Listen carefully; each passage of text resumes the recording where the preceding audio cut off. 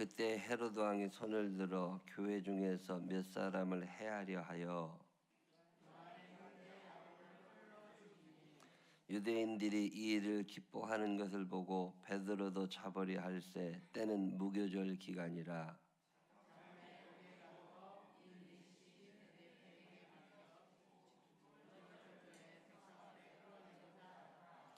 이에 베드로는 옥에 갇혔고 교회는 그를 위하여 간절히 하나님께 기도하더라.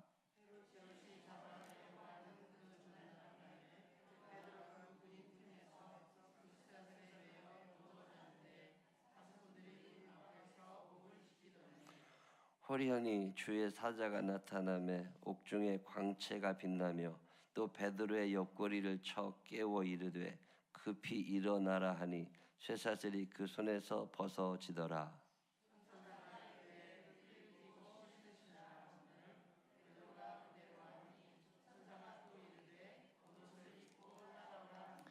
베드로가 나와서 따라갈새 천사가 하는 것이 생시인 줄 알지 못하고 환상을 보는가 하니라.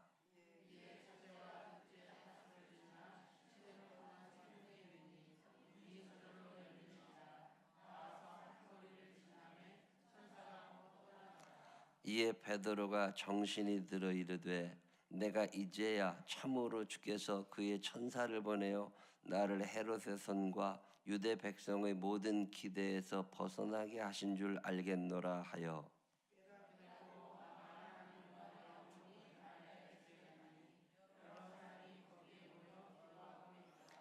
베드로가 대문을 두드린데 로데라 하는 여자 아이가 영접하러 나왔다가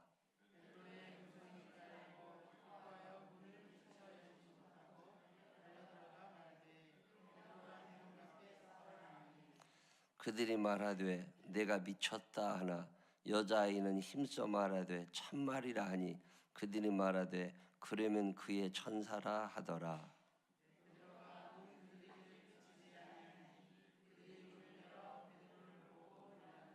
함께 읽으십니다. 베드로가 그들에게 손짓하여 조용하게 하고 주께서 자기를 이끌어 옥에서 나오게 하던 일을 말하고 또 야고보와 형제들에게 이 말을 전하라고 떠나 다른 곳으로 가니라. 아멘.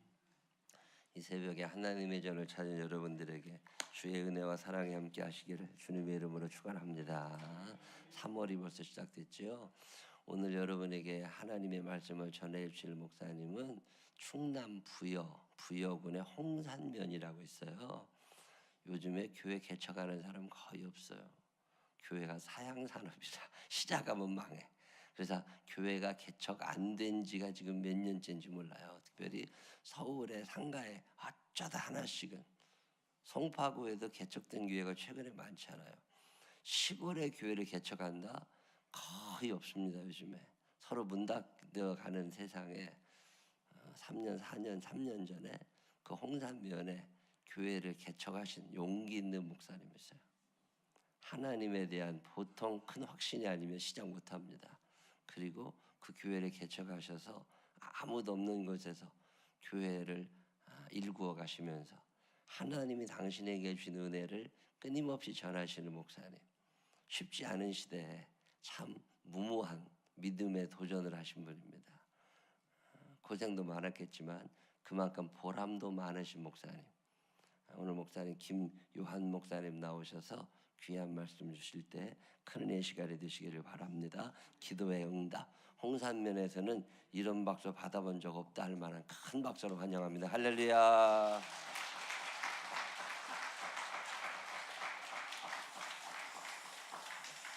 잠깐 기도하겠습니다. 하나님,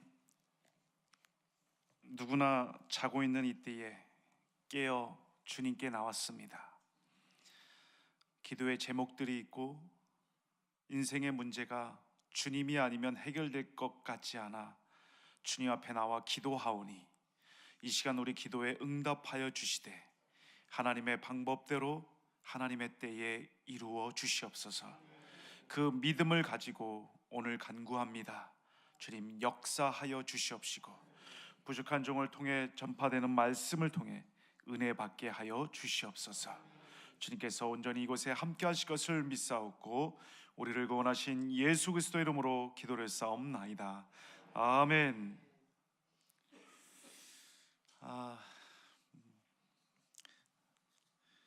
목사님께서 저에 대해서 소개를 해주셨는데 너무 감사드리고 좋은 말씀만 해주셔서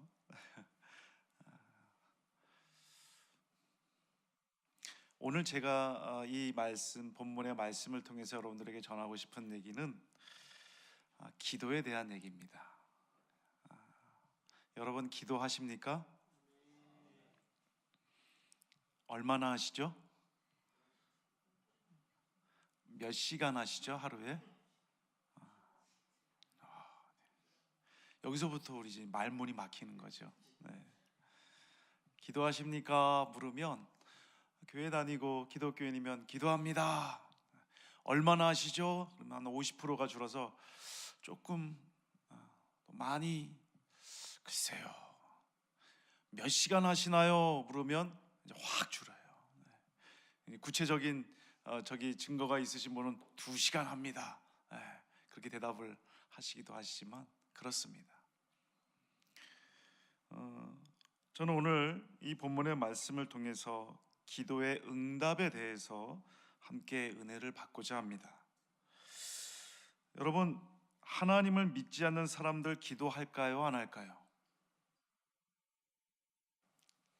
하나님 믿지 않는 사람들 기도할까요? 안 할까요? 우리랑 내용은 다르지만 기도할까요? 안 할까요? 네, 그렇죠. 기도합니다. 그네들도 기도합니다. 세상적인 다른 종교에서나 예수를 믿지 않는 사람들도 기도를 합니다. 그러면 세상적인 기도와 그리스도 예수 안에서 구원받은 자들, 즉 우리가 하는 기도, 예수의 이름으로 구하는 기도, 이러한 복음적인 기도가 무엇이 다르고 어떻게 다를까? 가장 큰 것은 무엇인가 하면 복음이 없이, 그리스도의 생명이 없이 세상적인 방편으로 하는 모든 기도들은 다 사람으로부터 시작된 기도라는 것입니다. 목사님, 제가 하는 기도도 저로부터 시작된 기도 아닌가요? 그렇게 생각하실 수 있지만 우리가 이 시간에 이곳에 나와서 이렇게 멀쩡한 사람들이 이곳에 모여서 예배를 드리고 기도를 한다? 세상 사람들이 보기에는 이해가 되지 않는 일인 겁니다. 그러면 목사님, 제 믿음이 얼마나 몇십 년 믿음인데요, 제 믿음이 있으니까 나왔죠, 이렇게 생각할 수도 있습니다. 그러나 여러분, 그 믿음조차도 누가 허락해 주시고 누가 우리들에게 주신 것인가 하면 하나님이 우리들에게 주신 줄로 믿습니다. 그리고 하나님께서 기도하도록 우리를 인도해 주셨습니다. 그러면 이곳에 나온 우리 모두는 기도의 제목이 있을까요? 없을까요? 오늘 월사 기도회라고 우리 학생들도, 부모님이 깨워서 나온 학생들도 있는 것 같아요. 억지로.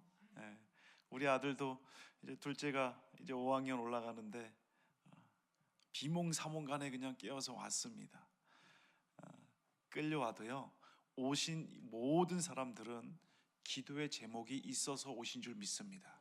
다시 얘기하면 하나님이 그 걸음을 이곳으로 인도해 주셨다는 것입니다. 믿으십니까?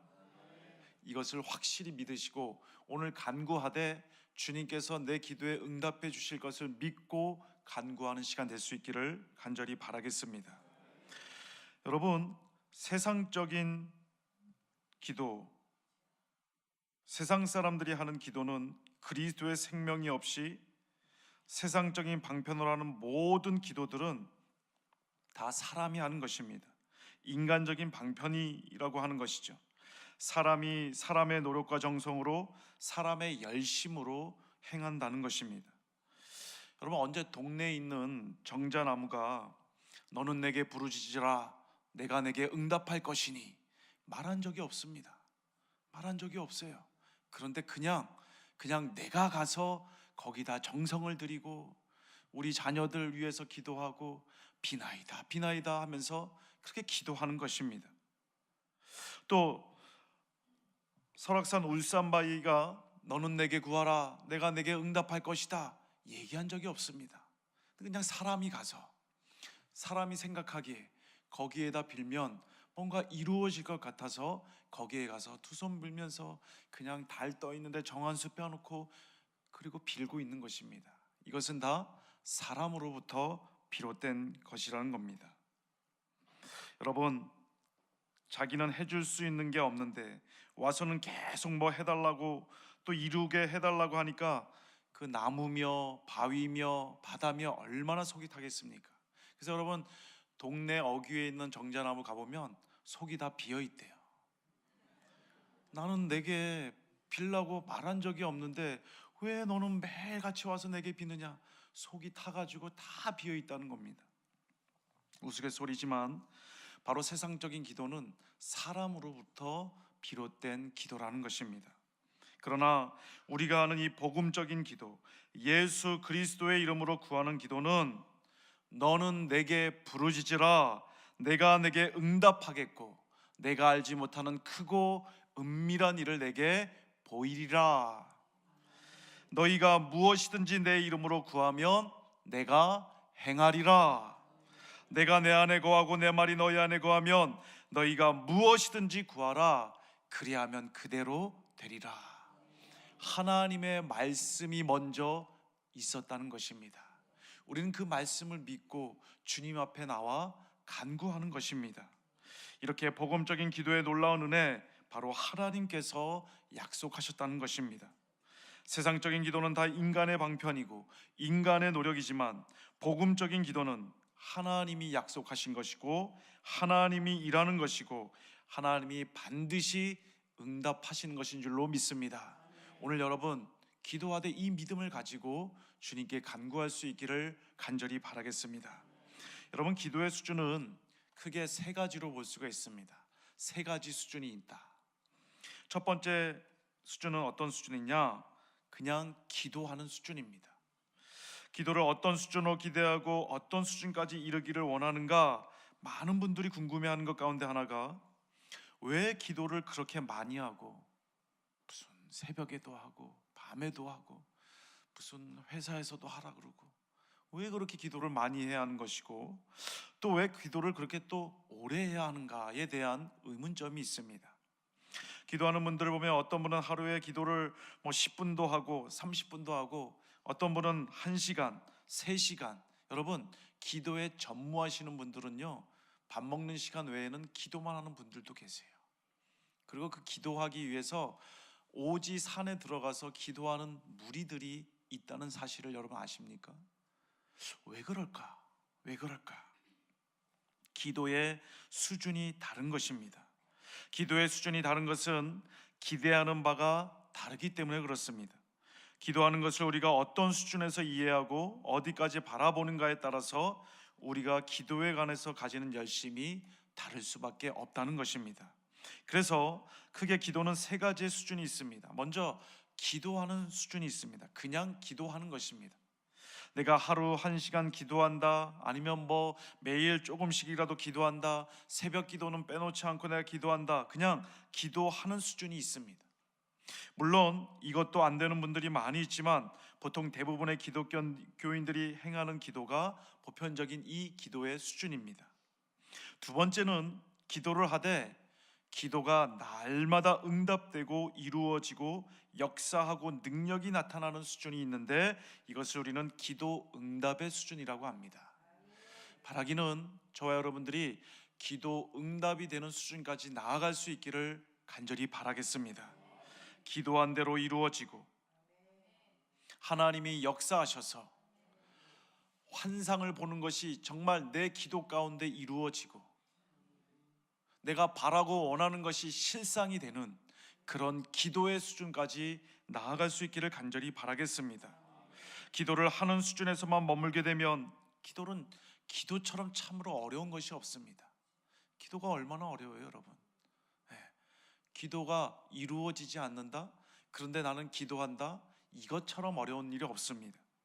응답이 되지 않으니 기도를 하고도 기도가 어렵다고 말하는 것입니다. 그러나 기도가 하는 대로 이루어지면 기도는 날마다 기쁨이 되고 영광이 되고 감사가 되어서 그 기도의 자리를 사모할 수밖에 없는 것입니다. 저는 여기 모인 우리가 이제 기도를 할 뿐만 아니라 기도하는 대로 이루어지는 놀라운 능력과 권능을 누릴 수 있게 되기를 간절히 축복합니다. 담임 목사님께서 말씀하셨다시피 제가 부여군 홍산면, 저는 홍산면을 담임 목사님이 아시는 거에 대해서 깜짝 놀라고 너무나 반가웠습니다. 여러분 홍산면 아세요? 저도 처음 들어봤어요. 저 목사님이 왜 부여에 가서 개척을 했을까? 누가 아는 데가 있나? 저는 강원도 속초가 고향입니다. 그리고 서울에 학교 와서 거기서 이제 신앙생활 하다가 목사 안수 받고 인천에 있는 교회에 가서 10년 동안 부목사를 하고 있었죠. 2015년도 제가 이제 부목사 9년 차가 되었을 때 제 아내한테 선포를 했어요. 여보, 올 한 해는 담임 목회자로 나갈 수 있는 길을 열어달라고. 다른 어떤 방법도 아닌 순적하게 나아갈 수 있는 길을 열어달라고 기도합시다. 그래서 제가 2015년 1월 달부터 제 아내랑 기도하기 시작한 거예요. 하나님, 담임 목회자로 나갈 수 있는 길을 열어주시옵소서. 나가되 뭐 억지로 자리를 만들고 뭐 사람의 힘을 쓰고 백을 써서 그런 거 말고 순적하게 나아갈 수 있는 길을 열어주소서. 근데 뭐 응답이 별로. 8월이 지나고 9월이 지나고 10월 달 11월 됐는데 담임 목사님이 저를 이렇게 부르시는 거예요.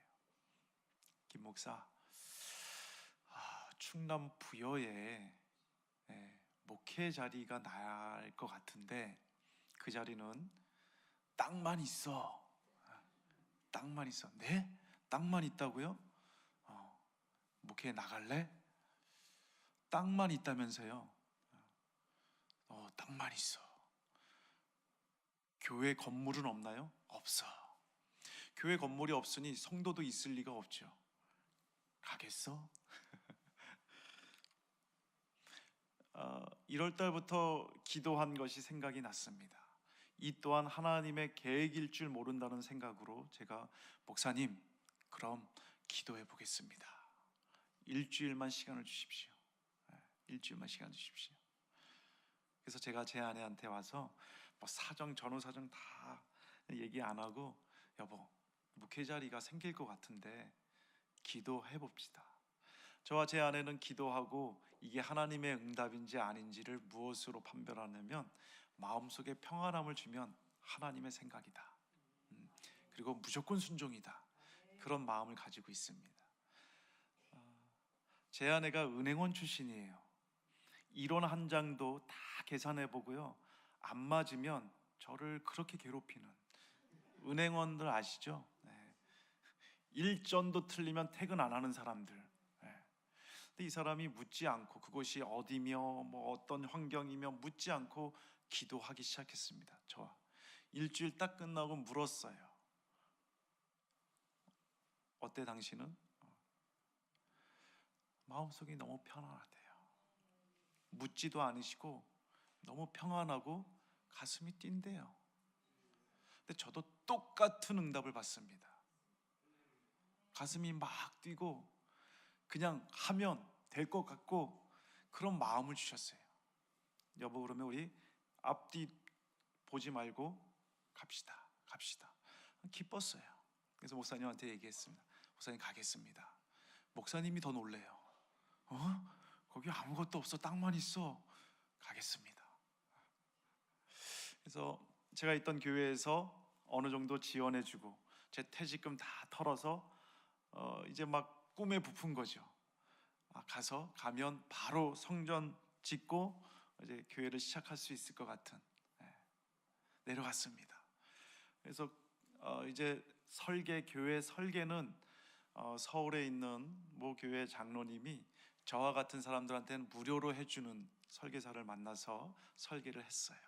그래서 그 도면을 가지고 이제 다 견적을 받으러 다닌 거죠. 놀라운 것은 제가 두 가지에 놀랐는데, 첫 번째는 견적이 제가 가지고 있는 돈의 2배, 3배씩 나온 거예요. 그래서 너무 놀랐어요. 더 놀란 것은 그런 것도 계산 안 하고 내려온 저 자신에 대해서 너무 놀랐어요. 이제 큰일 난 거예요. 저 교회에서부터 이제 왔으니, 예, 어디 손 벌릴 데도 없고, 뭐 성도가 있습니까? 헌금하자고 얘기할 수 있어요? 얼마나 실망이 되던지요. 그때부터 기도줄이 딱 막히는 거예요. 하나님 어떻게 해요? 어떻게? 교회 성전이 없으니 저희가 이제 그 땅 부지 밭인데, 220평짜리 밭인데 거기다가 5.5평짜리 컨테이너 박스를 갖다 놓고 거기다 이제 현수막으로 도배를 했어요. 홍선면 최초의 감리교회가 세워집니다. 다 덮을 정도로 현수막을 만들어서 다 사면을 막고요. 거기서 수백 명, 수천 명이 아니라 4명이, 저희 가족 4명이 예배 드리기 시작했어요.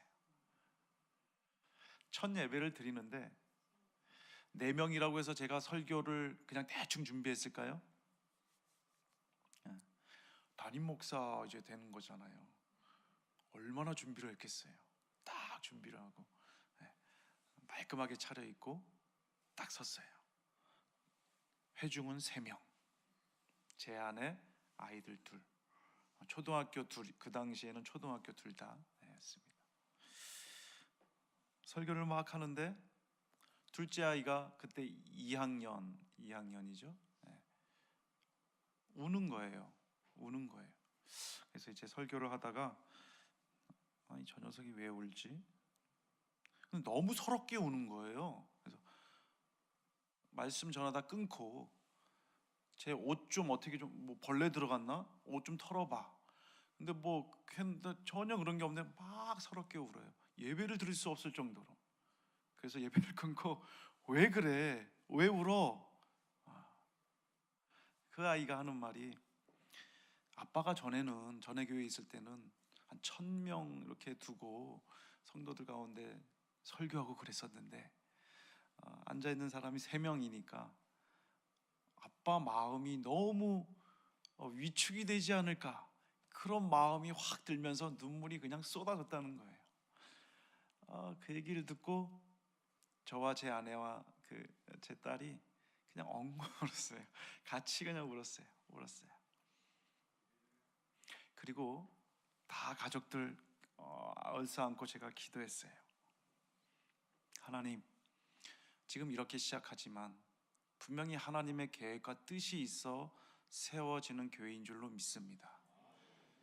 하나님, 어떤 환경과 조건 속에서도 저 흔들리지 않을 거예요. 오기가 나더라고요. 저 흔들리지 않을 거예요. 보세요 하나님, 하나님의 뜻이 있어서 저를 여기 심었으니 내가 그 결과를 보고 말 것입니다. 그런 기도를 했어요. 다음 주가 됐어요. 그 첫 예배는 그냥 뭐 울음바다가 돼서 그냥 뭐 그렇게 지나가. 다음 주가 됐어요. 제가 또 설교 준비를 열심히 했습니다. 일주일 내내 할 게 설교 준비밖에 없어요.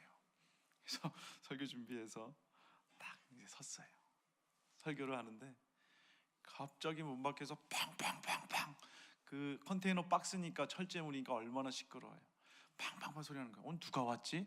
내심, 이것도 교회라고 사람이 온 건가?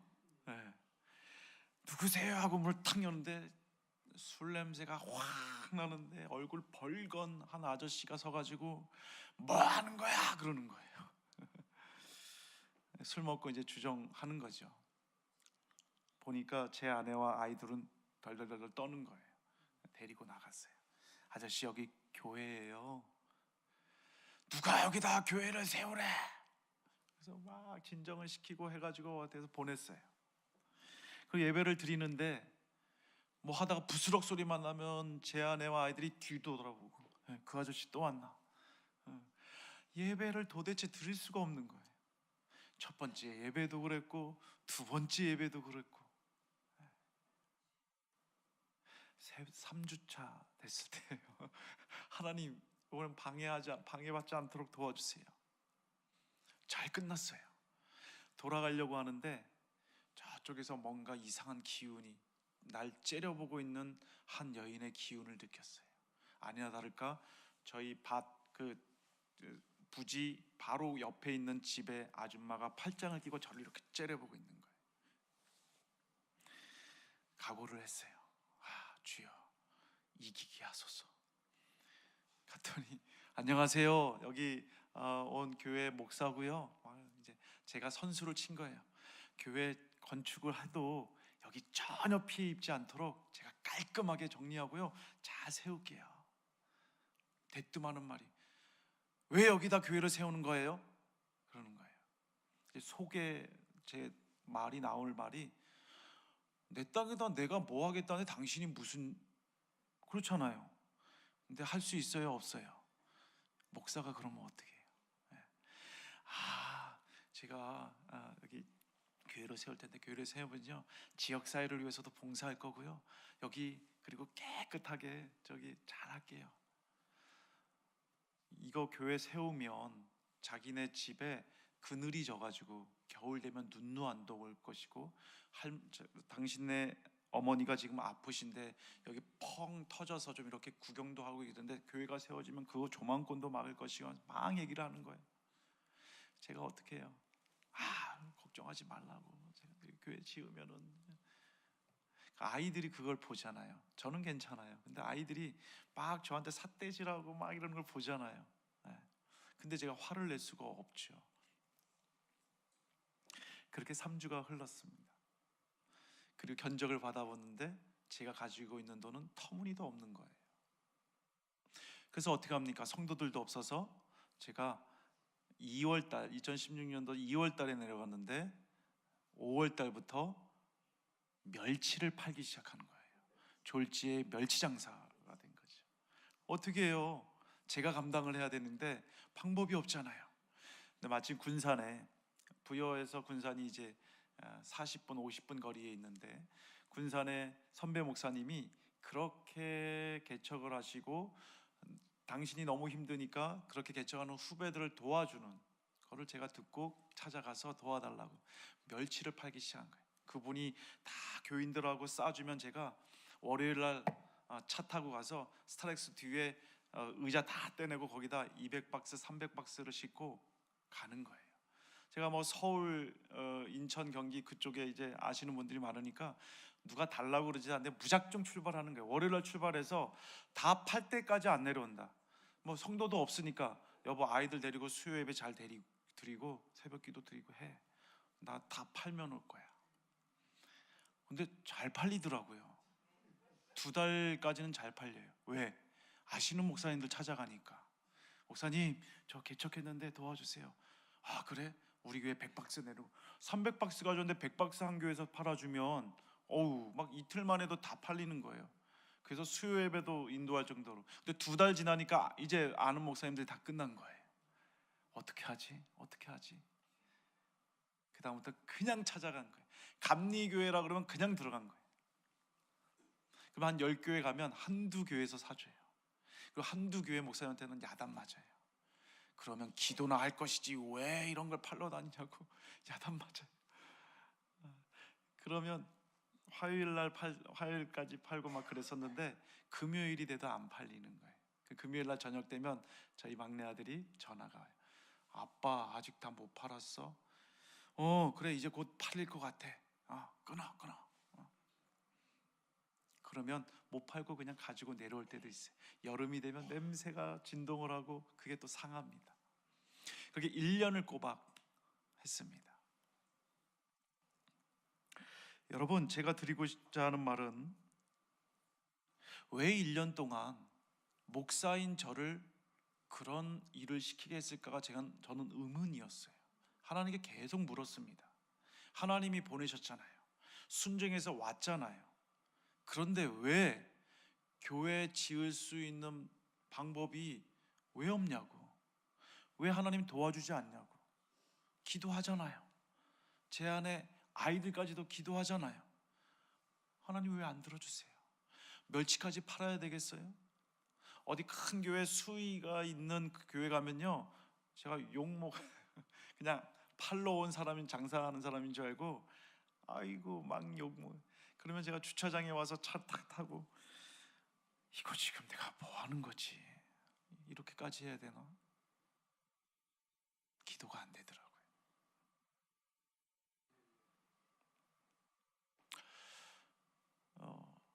그런데 기도밖에 할 수가 없었어요.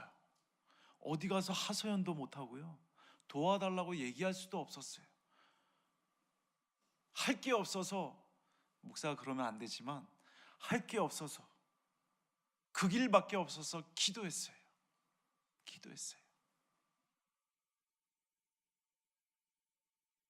그럼 1년 동안 그 과정을 통해서 하나님이 깨닫게 하신 것 하나가 있어요. 그것 깨닫게 하시느라고 저를 1년 동안 그렇게 훈련을 시키신 거예요. 뭐냐? 저는요, 성전을 돈이 있으면 성전 짓는 줄 알았어요. 능력 있는 사람이 있으면요, 나를 도와줘서 성전 짓는 줄 알았어요. 그게 아니더라고요. 다 피하게 해주시고요, 도울 수 있는 길도 다 피하게 해주시고, 왜 나를 저렇게 수렁으로 몰아넣느냐고 하나님께 물었어요. 한 가지 결론은 뭐냐면, 성전은 하나님이 지으시는 거예요. 여러분, 돈이 짓는 게 아니더라고요. 성도 가운데 대그룹 회장이 있어서 있는다고 짓는 게 아니라 하나님이 지으시는 거예요. 그거 깨달았어요. 저는 제가 짓는 줄 알았어요.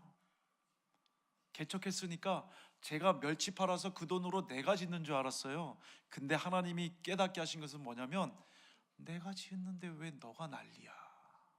내가 짓는다는데. 방법과 시간은 내 안에 있는 것이 아니라 기도 부탁했으니 그 기도에 응답해 주시는 하나님 손에 있다는 거예요. 여러분, 우리 기도는 하나님께서 반드시 응답해 주십니다. 그런데 우리가 왜 기도 응답을 못 받느냐고요? 못 받는 게 아니라 내가 요구한 방법이 아니에요. 내가 요구한 시점이 아니라고요. 하나님의 방법과 하나님의 시간이 있다는 거예요.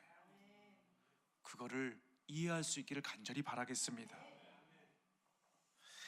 바라기는 올해 여러분의 삶 가운데도 기도의 은혜와 기도의 응답이 넘쳐나서 여러분이 생각했던 것보다 더 큰 은혜가 모두 있어지기를 간절히 축원합니다.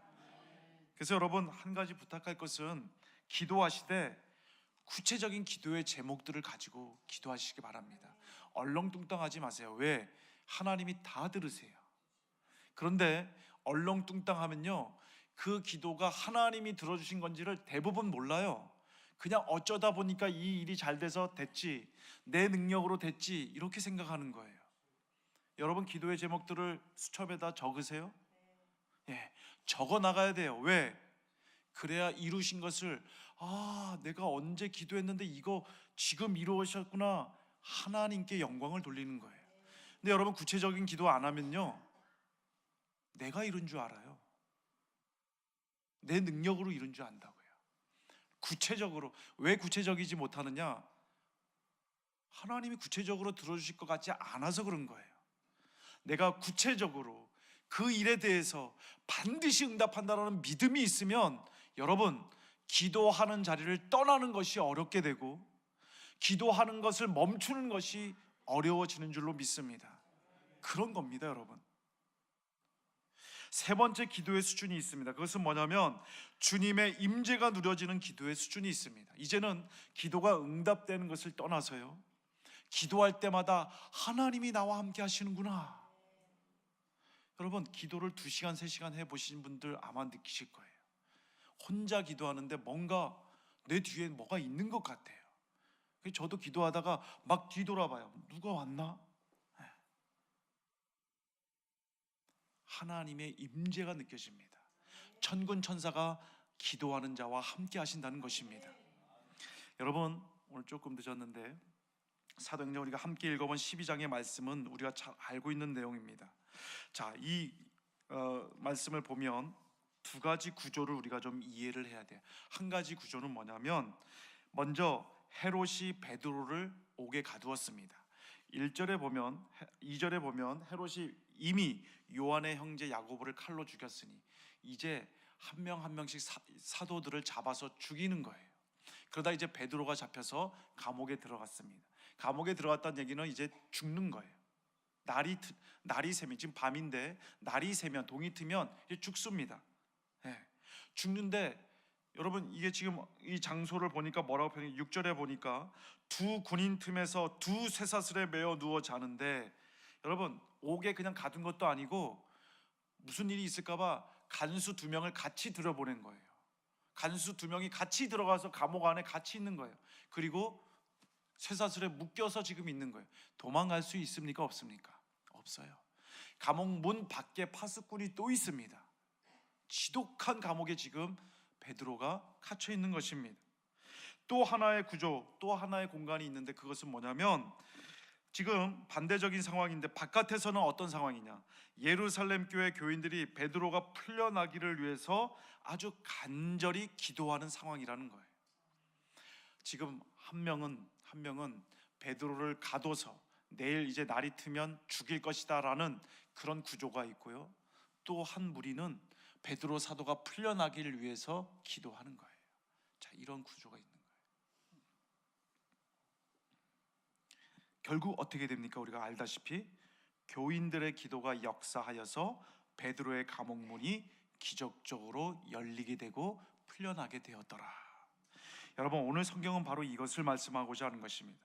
아무리 세상적으로 인간적으로 권력의 힘으로 한 사람을 꽁꽁 싸매어 생매장하려고 해도 기도하는 자의 기도응답에는 별 수가 없더라는 것입니다. 여러분, 지금 어떤 환경 가운데 있습니까? 하나님, 내 힘과 능력으로는 도저히 안 돼요. 그래서 누구를 찾아가고 아니면 요행을 바라기도 하고, 지금 그런 상황 가운데 계신 분 계십니까? 여러분, 아닙니다. 하나님이 하시면 감옥에 있는 베드로가 풀려나는 역사가 있는 줄로 믿습니다. 그 믿음을 가지고 이제부터 기도자로 설 수 있기를 간절히 바라겠습니다.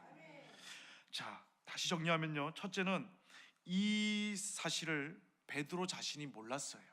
어떤 사실을 몰랐느냐? 자신이 풀려날 것이라는 사실을 몰랐습니다. 여러분, 주의 천사가 베드로를 풀어주고 있을 때도 베드로는 이게 꿈인가 환상인가 하더라 그랬다잖아요. 그러니까 모르는 거예요. 이게 무슨 현상이지? 그래서 9절에 보니까 베드로가 나와서 따라갔을 때 천사가 하는 것이 생시인 줄 알지 못하고 환상을 보는가 하느라. 왜 그렇습니까? 쇠사슬이 저절로 풀리고 감옥문이 저절로 열리는데 이게 어떻게 꿈인가 생시인가? 지금 사도 베드로도 그랬다는 것입니다. 두 번째는 누가 몰랐느냐? 베드로를 위해서 기도하던 교인들도 몰랐습니다. 그래서 베드로가 풀려나서 찾아왔어요. 기도하는 자들 그 집에 찾아왔습니다. 찾아왔을 때에 이 한 소녀, 이름이 뭐죠? 누라고 하는 그 소녀가 찾아왔어요. 누구세요? 베드로 사도다. 깜짝 놀란 거예요. 목소리를 들으니 베드로 사도가 맞는 거예요. 그래서 너무 기뻐서 채 문도 못 열어주고 뛰어들어가서 사람들에게 얘기합니다. 베드로 사도가 나왔습니다. 베드로 사도가 여기에 왔습니다. 성경에 보니까 그 말을 들은 기도하던 자들이 뭐라고 하는가? 내가 미쳤구나. 여러분, 베드로 사도가 풀려나기를 위해서 기도하던 자들이 베드로 사도가 풀려나서 왔다고 하는 그 말을 듣고 하는 말이 너가 미쳤구나. 누가 보이십니까? 내 자신이 보이지 않습니까? 내 자신이 보이지 않나요? 우리는요, 하나님께 기도하면서도 그 일이 이루어질지에 대한 믿음이 내가 미쳤구나, 이렇게 반응을 한다는 것입니다. 여러분, 마태복음 13장 44절에 보면 천국은 마치 밭에 감추인 보화와 같으니 사람이 이를 발견한 후 숨겨두고 기뻐하며 돌아가서 자기의 소유를 다 팔아 그 밭을 사느니라. 이 소작농은요, 소작농이에요. 자기 밭이 아니에요. 근데 파다가 보니까 호미에 뭐가 걸려서 보니까 보물이 있는 거예요. 이 사람이 그 보물을 가질 수 있는 방법은 한 가지입니다. 그 밭에 사는 거예요. 근데 돈이 없어요. 어떻게 합니까? 가서 은행에 가서 대출을 받고요, 아는 사람들한테 돈 다 빌리는 거예요. 저 사람 왜 저러지? 몰라요. 사람들은 왜 그러는지. 근데 이 사람은 알아요. 내가 보물을 발견했기 때문에. 그래서 이 사람은 돌아와서 그 밭을 사더라. 밭 살 때만 해도 사람들이, 없는 사람이 돈을 대출을 내가지고 빌려가지고 저 밭을 사? 그것도 소장농이 일하는 밭이니까 이게 좋은 땅이 아니야. 박토예요. 그런 땅을 사? 사람들은 비웃어요. 여러분, 기도하지 않는 자들, 예수님 믿지 않는 자들은 우리를 향해서 비웃습니다. 그러나 우리는 알아요.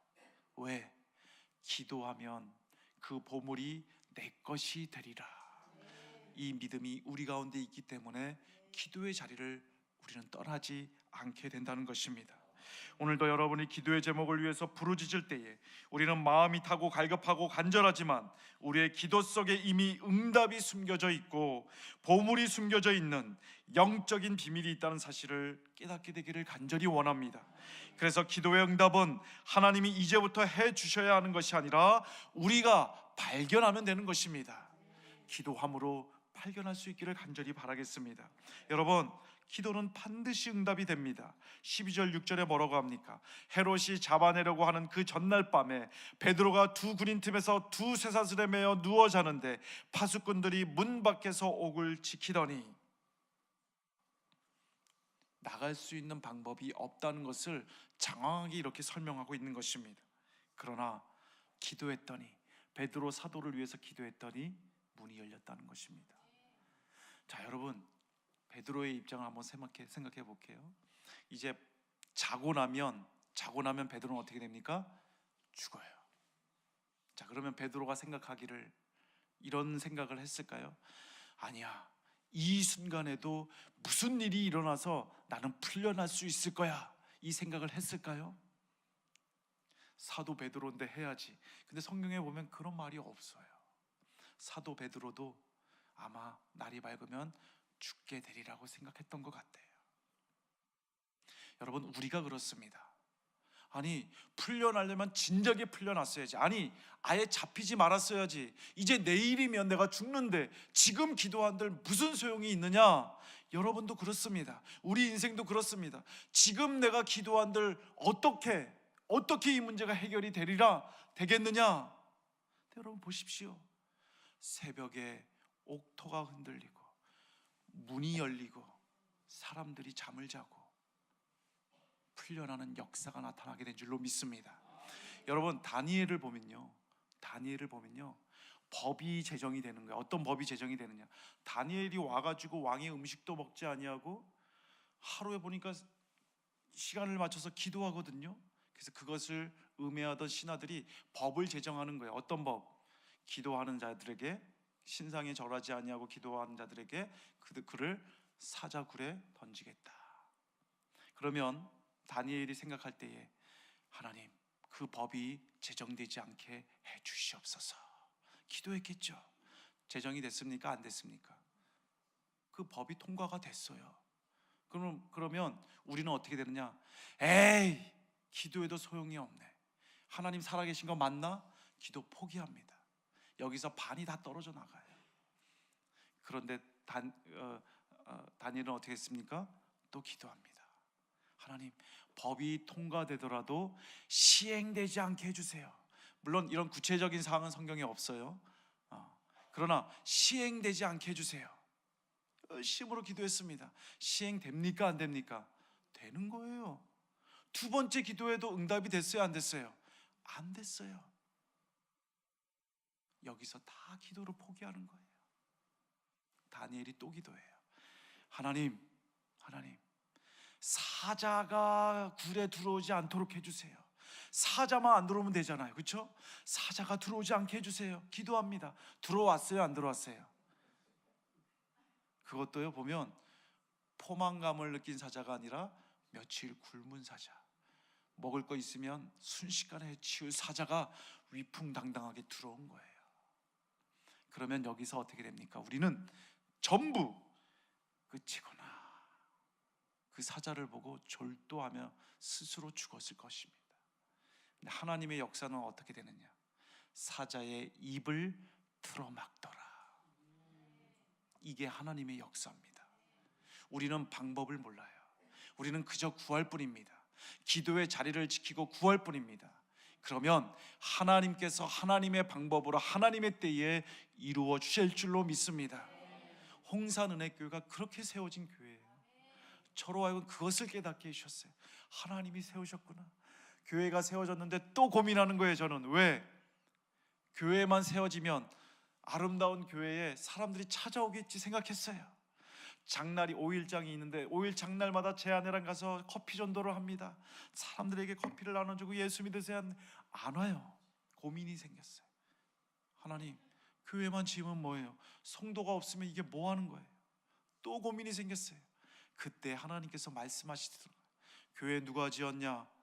하나님이 지었죠. 그럼 누가 채울까? 그 다음부터 제가 내려놨어요. 하나님이 하시는구나. 그렇다고 제가 아무것도 안 하자는 게 아니라 나는 최선을 다할 뿐 실망하거나 좌절하거나 기도하지 않는 자가 되지 말자. 여러분, 기도 응답은 반드시 이루어집니다. 그것도 기적적으로 이루어지니까 우리가 이해를 못하는 거예요. 꿈꾸듯이 이루어진다니까요. 여러분, 하나님의 방법과 하나님의 때가 있습니다. 여러분, 기도하다가 이루어지지 않아서 멈췄던 기도의 제목들 다시 꺼내세요. 은혜 받고 그럴 때 내 남편 구원을 위해서 기도했는데 안 되니까 접어넣었던 기도의 제목들이 있으시죠? 다시 꺼내 넣으세요. 하나님이 이루십니다. 반드시 응답해 주십니다. 구하라, 그리하면 주실 것이요. 믿음은 바라는 자들의 실상이다. 바란다는 것은 무엇입니까? 있습니까? 보입니까? 안 보입니까? 없는 거예요. 그러니까 바라죠. 그런데 기도하면 그것이 실상, 내 눈앞에 보이는 것이 될 줄로 믿습니다. 여러분, 오늘 제가 저 시골에서 와서 많은 얘기를 했으면 좋겠는데 시간이 여의치 않아서 제가 한 가지만은 꼭 심어드리고 싶었어요. 제 경험을 통해서도 그렇고 오늘 말씀을 통해서도 그렇고, 기도는 하나님이 들으시고 반드시 응답하십니다. 내가 정해놓은 방법이 아니고 내가 정해놓은 때가 아닐 뿐이에요. 하나님이 반드시 듣고 응답해 주실 줄로 믿습니다. 그것을 기대하고 기도의 자리를, 이곳에 나온 여러분, 기도의 자리를 떠나지 마시고 생명나무 교회의 그루터기가 되어서 이 교회 재단을 통해서 여러분들의 기도가 다 응답될 수 있게 되기를 주님 이름으로 간절히 축원드리겠습니다. 기도하겠습니다. 할렐루야. 사랑과 은혜가 많으신 주님, 오늘 말씀을 통해 부족한 종이 주님의 말씀을 대언했습니다. 주여, 이 말씀 가운데 임하시는 주님의 능력을 힘입어 기도자로 서게 하여 주시옵시고, 기도에는 반드시 응답이 있음을 믿고 간구하는 자들 될 수 있도록 큰 믿음을 허락하여 주시옵소서. 오늘도 응답해 주실 것을 믿고 간구하오니 주여 역사하여 주시옵소서. 함께 하실 것을 믿사오며 우리를 구원하신 예수 그리스도의 이름으로 기도를 싸움나이다. 아멘.